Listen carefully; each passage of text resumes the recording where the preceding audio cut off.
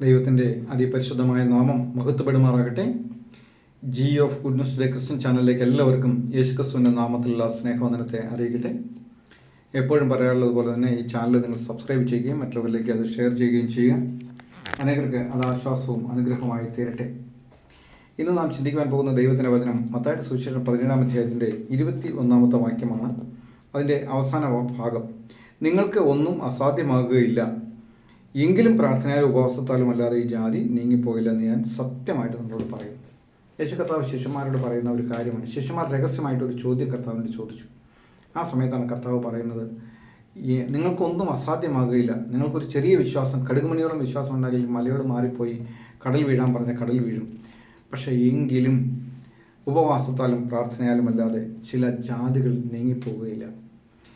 ഉപവാസം എന്ന് പറയുമ്പോൾ പല തരത്തിലുള്ള ഉപവാസം നമുക്ക് തിരുവഴുത്തിൽ കാണുവാനായിട്ട് സാധിക്കും. പഴയ നിയമത്തിലും പുതിയ നിയമത്തിലും എല്ലാം നാം പരിശോധിക്കുമ്പോൾ സംഘം ചേർന്നുള്ള, സഭ ചേർന്നുള്ള ഉപവാസമുണ്ട്. അതുപോലെ തന്നെ ചതിച്ച് കൊല്ലുവാൻ ഉപവാസം നടത്തിയതായിട്ട് നമ്മൾ തിരുവഴുത്തിൽ കാണുന്നുണ്ട്. പിന്നെ ഒരു യെരുശലേം ദേവാലയത്തിൻ്റെ പണിക്ക് വേണ്ടി എസ്രായുടെ നേതൃത്വത്തിൽ കോരശ് രാജാവിൻ്റെ വിളംബരപ്രകാരം അവിടെ നിന്ന് ബാബേലിൽ നിന്ന് പുറപ്പെട്ടു വരുന്ന ആളുകൾക്ക് സംരക്ഷണം കിട്ടുവാൻ വേണ്ടി അഹ്വ ആറ്റിൻ്റെ തീരത്ത് വെച്ച് ഉപവാസം എടുത്തായിട്ട് നമ്മൾ കാണുന്നുണ്ട്. പുതിയ നിയമത്തിലേക്ക് വരുമ്പോൾ കർത്താവ് പഠിപ്പിച്ച ഉപവാസം എന്ന് പറയുന്നത് രഹസ്യത്തിൽ നിങ്ങളുടെ പിതാവ് കാണുവാൻ വേണ്ടി ആരും അറിയാതെ രഹസ്യത്തിൽ നിങ്ങൾ ഉപവസിക്കുകയും പ്രാർത്ഥിക്കുകയും ചെയ്യുക എന്ന് പറയുന്നുണ്ട്. അതുപോലെ തന്നെ വിളംബരം ചെയ്തുകൊണ്ട് ഒരു പ്രസിദ്ധപ്പെടുത്തിക്കൊണ്ടുള്ള ഉപവാസമുണ്ട്. പലതരത്തിലുള്ള ഉപവാസങ്ങളുണ്ട്. ദൈവം അനുവദിച്ചാൽ അതിൻ്റെ ഒരു വിശദമായ ക്ലാസ് നമുക്ക് പിന്നീട് എടുക്കാവുന്നതാണ്. ഇവിടെ യേശു കർത്താവ് ശിഷ്യന്മാരോട് പറയാണ്, നിങ്ങൾക്കൊന്നും അസാധ്യമാകുകയില്ല, എങ്കിലും പ്രാർത്ഥനയാലും ഉപവാസത്തോളം അല്ലാതെ ഈ ജാതി നീങ്ങിപ്പോവുകയില്ല. ഇവിടുത്തെ സംഭവം എന്താണെന്ന് വെച്ച് കഴിഞ്ഞാൽ, കർത്താവ് പുരുഷാരത്തിൻ്റെ അടുക്കൽ വന്നപ്പോൾ ഒരു മനുഷ്യൻ വന്ന് അവൻ്റെ മുമ്പാകെ മുട്ടുകുത്തി, യേശുവിൻ്റെ അടുക്കൽ വന്ന് മുട്ടുകുത്തിയിട്ട് പറഞ്ഞു, കർത്താവേ, എൻ്റെ മകനോട് കരുണ തോന്നണം. മത്തായിയുടെ സുവിശേഷം 17-ാം അധ്യായത്തിൻ്റെ 14 മുതലുള്ള വാക്യങ്ങളാണ് ഞാൻ വായിക്കുന്നത്. അവൻ ചന്ദ്രരോഗം പിടിച്ച് പലപ്പോഴും തീയിലും പലപ്പോഴും വെള്ളത്തിലും വീണ് വല്ലാത്ത കഷ്ടത്തിലാകുന്നു. ഞാൻ അവനെ നിന്റെ ശിഷ്യന്മാരുടെ അടുക്കൽ കൊണ്ടുവന്നു, അവർക്ക് അതിനെ സൗഖ്യം വരുത്തുവാൻ കഴിഞ്ഞില്ല എന്ന് പറഞ്ഞു. അതിന് യേശു ശിഷ്യന്മാരെ ശാസിച്ചു, എത്രത്തോളം ഞാൻ നിങ്ങളോട് കൂടെ ഇരിക്കും, എത്രത്തോളം നിങ്ങളെ സഹിക്കും, അവൻ എൻ്റെ അടുക്കൽ കൊണ്ടുവരുവാൻ പറഞ്ഞു. അങ്ങനെ യേശുവിൻ്റെ അടുക്കൽ കൊണ്ടുവന്നു. യേശു ആ ഭൂതത്തെ ശാസിച്ചു, അത് അവനെ വിട്ടുപോയി. ഇവിടെ ഒരു ഭൂതം ബാധിച്ച ഒരു പയ്യൻ, ഒരു ചെറുപ്പക്കാരൻ, അവൻ്റെ പിതാവ് ശിഷ്യന്മാരുടെ അടുക്കൽ കൊണ്ടുവരികയാണ് ഭൂതത്തെ പുറത്താക്കുവാനായിട്ട്. ആ ചന്ദ്രരോഗം ബാധിച്ച് അവന് തീയിലും വെള്ളത്തിലും തള്ളിയിടുന്ന ആ ഒരു ഭൂതത്തെ പുറത്താക്കുവാനായിട്ട് ശിഷ്യന്മാരുടെ അടുക്കൽ കൊണ്ടുവന്നു. ശിഷ്യന്മാരുടെ അടുക്കൽ കൊണ്ടുവന്നപ്പോൾ അവർക്കതിനെ പുറത്താക്കുവാനായിട്ട് കഴിഞ്ഞില്ല. യേശു കർത്താവ് അധികാരം കൊടുത്തിട്ടാണല്ലോ ഓരോ ശുശ്രൂഷകളും ചെയ്യുന്നത്. അപ്പോൾ ഇവിടെ ലൂക്കോസിൻ്റെ സുവിശേഷം നമ്മൾ 9-ാം അധ്യായം വായിക്കുമ്പോൾ ഇവർക്ക് ഭൂതത്തെ പുറത്താക്കുവാനുള്ള അധികാരം കർത്താവ് കൊടുത്തതായിട്ട് നമുക്ക് കാണുവാനായിട്ട് സാധിക്കും. ലൂക്കോസിൻ്റെ സുവിശേഷം 9-ാം അധ്യായത്തിൻ്റെ അതിൻ്റെ 1 മുതലുള്ള വാക്യങ്ങൾ വായിക്കുമ്പോൾ, അവൻ 12 വരെ അടുക്കൽ വിളിച്ചു, സകല ഭൂതങ്ങളുടെ മേലും വ്യാധികളെ സൗഖ്യമാക്കുവാനും അവർക്ക് ശക്തിയും അധികാരവും കൊടുത്തു. അവിടെ യേശു കർത്താവ് സകല ഭൂതങ്ങളുടെ മേലും അവർക്ക് അധികാരം കൊടുക്കുകയാണ്.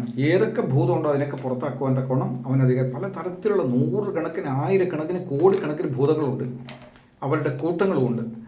അപ്പോൾ ഏത് തരത്തിലുള്ള ഭൂതമാണെങ്കിലും അതിനെ പുറത്താക്കുവാനുള്ള ശക്തിയും അധികാരവും യേശു കർത്താവ് അവർക്ക് കൊടുത്തു. എന്നാൽ അവർക്കത് ഈ ചന്ദ്രരോഗം ബാധിച്ച ആ വ്യക്തിയുടെ ആ പിതാവ് കൊണ്ടുവന്ന മകനെ സൗഖ്യമാക്കാനായിട്ട് അവർക്ക് കഴിഞ്ഞില്ല.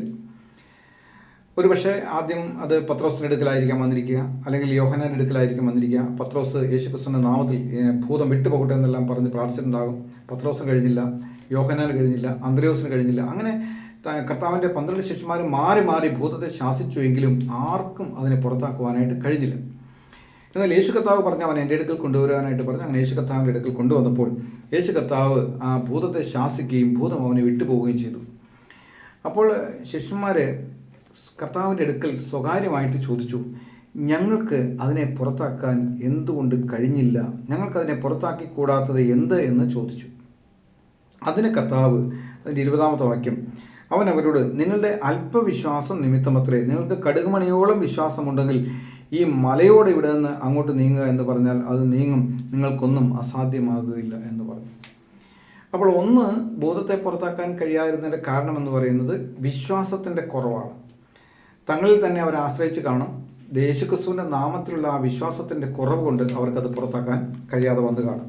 എന്നാൽ പിന്നീട് കർത്താവ് അവരോട് വ്യക്തമായിട്ടൊരു കാര്യം പറയുകയാണ്, എങ്കിലും പ്രാർത്ഥനയാലും ഉപവാസത്താലും അല്ലാതെ ഈ ജാതി നീങ്ങിപ്പോവുകയില്ല എന്ന് ഞാൻ സത്യമായിട്ട് നിങ്ങളോട് പറയുന്നു. അപ്പോൾ ഒരു ഭൂതത്തെ പുറത്താക്കുക എന്ന് പറഞ്ഞു കഴിഞ്ഞാൽ അത് കുറച്ച് ശക്തിയുള്ളൊരു ശുശ്രൂഷയാണ്. അതിന് അത്യാവശ്യമായിരിക്കുന്ന ഒരു കാര്യമാണ് പ്രാർത്ഥനയും ഉപവാസവും. ഉപവാസത്തിന് ഭയങ്കര ശക്തിയുണ്ട്. ഞാൻ പല കാര്യങ്ങളും ഓഫീസിലുള്ള ചില പേപ്പറുകളെല്ലാം ലഭിക്കാനായിട്ട് പോകുമ്പോൾ, അല്ലെങ്കിൽ അങ്ങനെ ഡോക്യുമെൻറ്റ്സുകൾ എന്തെങ്കിലുമൊക്കെ ലഭിക്കാനായിട്ട് പോകുമ്പോൾ ഭയങ്കര തടസ്സങ്ങളായിരിക്കും. ഒരിക്കലും വിചാരിക്കാത്ത രീതിയിലുള്ള തടസ്സങ്ങളുണ്ട്. എന്നാൽ ഉപവസിച്ചുകൊണ്ട് കയറി ചെല്ലുമ്പോൾ നമുക്ക് വേണ്ടി വാതിലുകൾ തുറക്കുന്നത് കാണുവാനായിട്ട് സാധിക്കും. ഇന്നും എൻ്റെ ജീവിതത്തിൽ അങ്ങനെ സംഭവം ഉണ്ടായി. ഒരു പയ്യൻ ജിപ്പറിലെ ഒരു സ്റ്റാഫ്, അവൻ പട്ട മാറ്റുവാനായിട്ട് ആകെ 200 രൂപ 400 രൂപ അതിന് ഓൺലൈൻ വഴി അപേക്ഷ കൊടുക്കാനായിട്ട് ചിലവുള്ളൂ. എന്നാൽ അതിന് കഴിയില്ല. അപ്പോൾ അതുകൊണ്ട് ഒരു ഡോക്യുമെൻ്റ് റൈറ്റർ എടുത്ത് അവൻ ഒരു പട്ട മാറ്റാനായിട്ട് കൊടുത്തപ്പോൾ അവർ 9500 രൂപ അവനോട് വാങ്ങി. അവൻ ഈ കാര്യം എന്നോട് പറഞ്ഞപ്പോൾ ഞാൻ പറഞ്ഞു, അയ്യോ അത് ഭയങ്കര കൂടുതലാണ്, ആകെ ഒരു 200-400 ചിലവുള്ളൂ, ഒരു 1000-1500 കൊടുത്താലും കുഴപ്പമില്ല, നീ ആ കൊടുത്ത പണം അധികമാണെന്ന് പറഞ്ഞു. അപ്പോൾ ഞാൻ അവനോട് പറഞ്ഞു, ശരി ഒരു കാര്യം ചെയ്യും, എനിക്ക് പരിചയമുള്ള ഒരു വില്ലേജ് അസിസ്റ്റൻ്റ് ഉണ്ട്, നീ അവൻ്റെ അടുത്തേക്ക് ചെല്ലാനായിട്ട് പറഞ്ഞ് ഞാൻ ആ നമ്പർ ഫോണിൽ വിളിച്ച് പരിചയപ്പെടുത്തി ഞാൻ അവനെ അങ്ങോട്ട് വിട്ടു. അപ്പം ഞാൻ വിചാരിച്ചു അയാളൊരു മര്യാദക്കാരനായതുകൊണ്ട് അധികമൊന്നും വാങ്ങില്ല എന്ന് വിചാരിച്ചു. ഇവൻ ജിമ്മറിലെ സ്റ്റാഫാണെന്ന് അറിഞ്ഞതോടുകൂടി അവനോട് 1200 രൂപ ആവശ്യപ്പെട്ടു. ഇവൻ 1500 രൂപ കൊടുത്ത് ബാക്കി തരുമെന്ന് വിചാരിച്ചു. പുള്ളി 1500 പോക്കറ്റിൽ മേടിച്ച് വെച്ചു. അതിനുശേഷം ഒരാഴ്ച കഴിഞ്ഞ് 2 ആഴ്ച കഴിഞ്ഞ് വിളിച്ചപ്പോൾ പറഞ്ഞു, ഇനി ഓഫീസിലുള്ളവർക്ക് ഒരു 4000 രൂപ കൊടുക്കണമെന്ന് പറഞ്ഞു. അപ്പോൾ ഞാൻ അദ്ദേഹത്തെ വിളിച്ചു, എന്താണ് നിങ്ങളിങ്ങനെയൊക്കെ കാണിക്കുന്നത്, ഞാൻ ഒരാൾ നിങ്ങളുടെ അടുത്തേക്ക് പറഞ്ഞു വിട്ടിട്ട് ഇങ്ങനെയൊക്കെയാണോ ചെയ്യുന്നത് എന്ന് ചോദിച്ചു. അപ്പോൾ പുള്ളി ഒന്നും മിണ്ടിയില്ല. പുള്ളി പറഞ്ഞു, ഞാൻ തിരിച്ചു വിളിക്കാമെന്ന് പറഞ്ഞു. പക്ഷേ പിന്നെ തിരിച്ചു വിളിച്ചില്ല, ഫോൺ കട്ട് ചെയ്തു. പല പ്രാവശ്യം വിളിച്ചിട്ട് എടുത്തില്ല. ഇന്ന് ഞാൻ ഉപവസിച്ച് ആ പയ്യനെയും കൂട്ടി ആ ഓഫീസിലേക്ക് കയറി ചെന്നു. ഞാൻ പറഞ്ഞു, എന്താണ് സംഭവം, അവൻ 1500 രൂപ തന്നില്ലേ, ഇനി എന്തെങ്കിലും വേണമോ പറയാനായിട്ട് പറഞ്ഞു. ഇല്ല, ഇനി നിങ്ങളൊരു കാര്യം ചെയ്യൂ, അത് നിങ്ങൾ സർവേയുടെ അടുത്തേക്ക് പൊക്കോളൂ, അവിടെ അത് വന്നിട്ടുണ്ട്, നിങ്ങളവിടെ പോയി വാങ്ങിച്ചോളാനായിട്ട് പറഞ്ഞു. അങ്ങനെ സർവേയുടെ അടുത്തേക്ക് ഞങ്ങൾ പോയി. അവിടെ ചെന്ന് കഴിയുമ്പോൾ സർവേയർ മറ്റേ ഫീൽഡിൽ പോയിരിക്കുക, അദ്ദേഹത്തെ കാണാനായിട്ട് നിവൃത്തിയില്ല. അപ്പോൾ ഒരു ഐഡിയ തോന്നി, അതിൻ്റെ ഉള്ളിൽ കയറി ഇതിൻ്റെ നമ്പർ വന്നിട്ടുണ്ടോ എന്ന് അറിയുവാനായിട്ട് പരിശോധിക്കുകയും അങ്ങനെ ചെക്ക് ചെയ്തപ്പോൾ ആ പയ്യൻ്റെ നമ്പർ വന്നതായിട്ട് മനസ്സിലാക്കുകയും ചെയ്തു. ഉടനെ തന്നെ ഞങ്ങളത് ഡൗൺലോഡ് ചെയ്ത് അത് എടുക്കുകയുണ്ടായി. 1500 രൂപ കൊണ്ട് ആ പ്രശ്നം അവസാനിച്ചു. എനിക്ക് ഒരു ഭാരം ഉണ്ടായിരുന്നു. ഞാൻ ഒരാളെ പറഞ്ഞു വിട്ടിട്ട് 9500 രൂപ കൊടുക്കേണ്ടടുത്ത് വീണ്ടും 5000 ഒക്കെ കൊടുക്കേണ്ടി വരികയാണല്ലോ എന്ന് വിചാരിച്ച്, അങ്ങനെ ഒരു തടസ്സം വരുമല്ലോ എന്ന് വിചാരിച്ച് പ്രാർത്ഥനയോട് കൂടി പോയി. എന്നാൽ ദൈവത്തിൻ്റെ കൃപയാൽ അന്ന് കൊടുത്ത 1500 രൂപയിൽ തന്നെ ആ പ്രശ്നം സോൾവ് ചെയ്യാനും ആ പട്ട മാറ്റി അവൻ്റെ നമ്പർ കിട്ടുവാനും തക്കവണ്ണം ഇടയായിട്ട് തീർന്നു. ഇങ്ങനെയുള്ള അനേക തടസ്സങ്ങൾ പിശാച് ദൈവമക്കളുടെ ജീവിതത്തിലും അല്ലാത്തവരുടെ ജീവിതത്തിലും കൊണ്ടുവരും. എന്നാൽ അതിനെ ജയിക്കുവാനുള്ള ഏക മാർഗമെന്ന് പറയുന്നത് ഉപവാസവും പ്രാർത്ഥനയുമാണ്. അനേക പിശാചുക്കളുടെ ഉപദ്രവം നമ്മുടെ മേലെ ആളുകളയച്ച്, മന്ത്രവാദികളയച്ച്, പൂജാരികളയച്ചിട്ടെല്ലാം നമ്മുടെ നേരെ വരും. നമ്മളോട് അവർ ചിരിച്ച് നന്നായി ഒക്കെ സംസാരിച്ചൊക്കെ പോകും. പക്ഷേ അവരുടെ ഉള്ളിൽ നിറയെ അസൂയയും കുശുമ്പും എല്ലാം ഇരുന്നുകൊണ്ട് നമുക്കെതിരെ മന്ത്രവാദം ചെയ്യും. ഞാൻ തൃശ്ശൂരായിരുന്നപ്പോൾ എനിക്കെതിരെ അങ്ങനെ മന്ത്രവാദം ചെയ്ത ഒരാളുണ്ട്. അയാൾക്ക് അവസാനം വലിയ തിരിച്ചടികൾ ലഭിക്കേണ്ടായി. ഇവിടെയും ഞാനത് ഫേസ് ചെയ്തുകൊണ്ടാണ് ഇരിക്കുന്നത്. എന്നാൽ ഉപവാസത്താലും പ്രാർത്ഥനയാലും നമുക്കെല്ലാം ഇതിനെ ജയിക്കുവാനായിട്ട് സാധിക്കും. നാം പക്ഷേ എപ്പോഴെങ്കിലും ഉപവസിക്കണമെന്ന് ആഗ്രഹിച്ചു കഴിഞ്ഞാൽ പിറ്റേന്ന് രാവിലെ നാം അതിനുവേണ്ടി തയ്യാറെടുക്കുമ്പോൾ അത് പലപ്പോഴും കഴിയാറില്ല. കാരണം അത് ജയം കൊണ്ടുവരുന്ന ഒന്നാണ്, അത് ബലം കൊണ്ടുവരുന്ന ഒന്നാണ്. പലപ്പോഴും തടസ്സങ്ങൾ വരും. എന്നാൽ 2-3 ദിവസം നാം ദൈവസന്നിധിയിൽ ഇരുന്ന് നമ്മുടെ ശരീരത്തെ ഒന്ന് ബലഹീനമാക്കി നാം ഉപവസിക്കുമെങ്കിൽ വലിയ അത്ഭുതങ്ങൾ, വലിയ അതിശയങ്ങൾ, വലിയ വിടുതലുകൾ നമ്മുടെ ജീവിതത്തിൽ നടക്കും. നാം അങ്ങോട്ടും ഇങ്ങോട്ടും ഓടി അലയുന്നതിനേക്കാൾ കൂടുതൽ നമുക്ക് വിടുതലുകൾ നടക്കുന്നത് കാണുവാനായിട്ട് സാധിക്കും. എന്നെ കേൾക്കുന്ന പ്രിയ സഹോദര, പ്രിയ സഹോദരി, യേശു കർത്താവ് പറഞ്ഞു, നിങ്ങൾക്കൊന്നും അസാധ്യമാകില്ല, എങ്കിലും പ്രാർത്ഥനയാലും ഉപവാസത്താലും അല്ലാതെ ഈ ജാതി നീങ്ങിപ്പോയില്ല. മറ്റൊരു കാര്യമെന്ന് പറയുന്നത് നമ്മളിൽ തന്നെയുള്ള ആശ്രയമാണ്. കർത്താവ് ലൂക്കോസിന്റെ സുവിശേഷത്തിൽ തന്നെ 70 പേരെ പറഞ്ഞയക്കുന്നുണ്ട്. അവരെ പറഞ്ഞയക്കുമ്പോൾ ഭൂതത്തെ പുറത്താക്കാനുള്ള അധികാരം കൊടുക്കുന്നില്ല. അവിടെ രോഗികളെ സൗഖ്യമാക്കാനുള്ള അധികാരം കൊടുത്തിട്ടാണ് അവരെ പറഞ്ഞയക്കുന്നത്. എന്നാൽ അവർ മടങ്ങി വന്നിട്ട് കർത്താവിനോട് പറയുകയാണ്, കർത്താവ് നിന്റെ നാമത്തിൽ ഭൂതങ്ങൾ പുറത്താക്കുന്നത് ഞങ്ങൾ കണ്ടു എന്ന് പറഞ്ഞു. അപ്പോൾ കർത്താവ് പറഞ്ഞു, നീ സാത്താൻ മിന്നൽ പോലെ വീഴുന്നത് ഞാൻ കണ്ടു. നീ ശിശുക്കൾക്ക് ഇങ്ങനെയുള്ള കാര്യം ചെയ്തു കൊടുത്തതിനെക്കുറിച്ച് കർത്താവോടെ പറയുന്നത് നമുക്ക് കാണാൻ സാധിക്കും. അതിൻ്റെ ലൂക്കോസ് 10. അനന്തരം കർത്താവ് വേറെ 70 പേരെ നിയമിച്ചു. താൻ ചെല്ലുന്ന ഓരോ പട്ടണത്തിലേക്കും സ്ഥലത്തിലേക്കും അവരെ തനിക്ക് മുമ്പായി അയച്ചു. അവരോട് പറഞ്ഞത്, കൊയ്ത്ത് വളരെയുണ്ട്, സത്യം, വേലക്കാരോ ചുരുക്കം. ആകയാൽ കൊയ്ത്തിൻ്റെ യജമാനോട് തൻ്റെ കൊയ്ത്തിനെ വേലക്കാരെ അയക്കേണ്ടതിനെ അപേക്ഷിക്കുവിൻ. പോകുവിൻ, ചെന്നായ്ക്കളുടെ നടുവിൽ കുഞ്ഞാടുകളെ പോലെ നിങ്ങൾ അയക്കുന്നു. സഞ്ചിയും പൊക്കണവും ചെരുപ്പും എടുക്കരുത്. വഴിയിൽ ആരെങ്കിലും കണ്ടാൽ ആരെയും വന്ദനം ചെയ്യുകയോ ഏത് വീട്ടിലെങ്കിലും ചെന്നാൽ ആ വീടിന് സമാധാനം എന്ന് ആദ്യം പറയും. അവിടെ ഒരു സമാധാനപുത്രൻ ഉണ്ടെങ്കിൽ നിങ്ങൾ ആ സമാധാനം അവന്മേൽ വസിക്കും. ഇല്ലെന്ന് വരികിലോ നിങ്ങളിലേക്ക് അത് മടങ്ങി വരും. അവർ തരുന്നത് തിന്നും കുടിച്ചും കൊണ്ട് ആ വീട്ടിൽ തന്നെ പാർക്കുവാൻ. വേലക്കാരൻ തൻ്റെ കൂലിക്ക് യോഗ്യനല്ലോ. വീട്ടിൽ നിന്ന് വീട്ടിലേക്ക് മാറിപ്പോകരുത്. ഏത് പട്ടണത്തിലെങ്കിലും ചെന്നാൽ അവർ നിങ്ങളെ കൈക്കൊള്ളുന്നുവെങ്കിൽ നിങ്ങളുടെ മുൻപിൽ വയ്ക്കുന്നത് ഭക്ഷിക്കുവിൻ. അതിലെ രോഗികളെ സൗഖ്യമാക്കുവിൻ. ദൈവരാജ്യം നിങ്ങൾക്ക് സമീപിച്ചു വന്നിരിക്കുന്നുവെന്ന് അവരോട് പറയുവിൻ. അതിലെ രോഗികളെ സൗഖ്യമാക്കാനായിട്ടാണ് പറഞ്ഞിട്ടുള്ളൂ.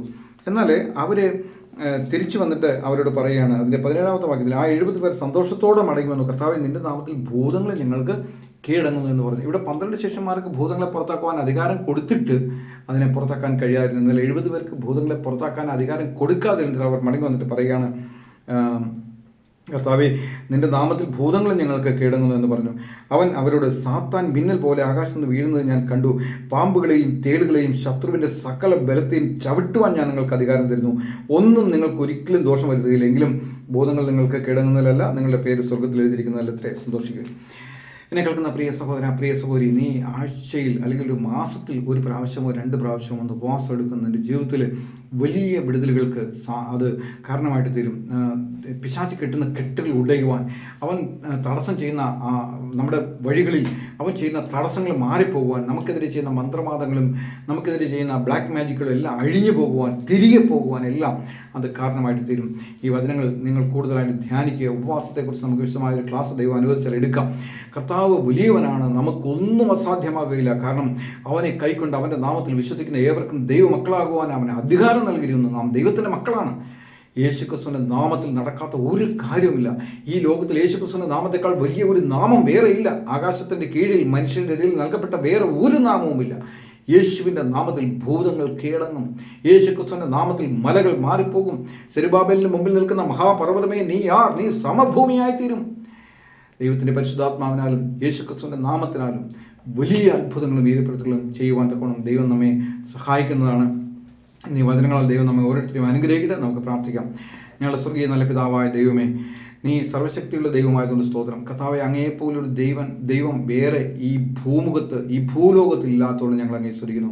കർത്താവെ, സ്വർഗവും സ്വർഗാദി സ്വർഗങ്ങളും ഈ വാനവും ഭൂമിയും എല്ലാം സൃഷ്ടിച്ചവനായ സർവശക്തനായ ദൈവമേ, അങ്ങയുടെ സ്വന്തമെന്നെണ്ണുവാൻ, അങ്ങയുടെ വകയായി തീരുവാൻ ലോകസ്ഥാപനത്തിന് മുമ്പ് തന്നെ യേശുക്രിസ്തു മുഖാന്തരം ഞങ്ങളെ കാണുകയും തിരഞ്ഞെടുക്കുകയും ചെയ്തതിനായിട്ട് ഞങ്ങൾ അങ്ങേ സ്തുതിക്കുന്ന കർത്താവ്. ദൈവമേ, ഞങ്ങൾക്ക് നൽകിയിരിക്കുന്ന ആ മഹത്തായ നാമത്തിനായിട്ട് ഞങ്ങൾ അങ്ങേ സ്തുതിക്കുന്ന കർത്താവ്. യേശുവിൻ്റെ നാമത്തിൽ എല്ലാ മുഴങ്കാലുകളും മടങ്ങുമെന്ന് അവിടെ പറഞ്ഞിട്ടുണ്ട് കർത്താവ്. യേശുവിൻ്റെ നാമത്തിൽ എല്ലാ ഭൂതങ്ങളും കീഴടങ്ങുമെന്ന് പറഞ്ഞിട്ടുണ്ട് കർത്താവെ.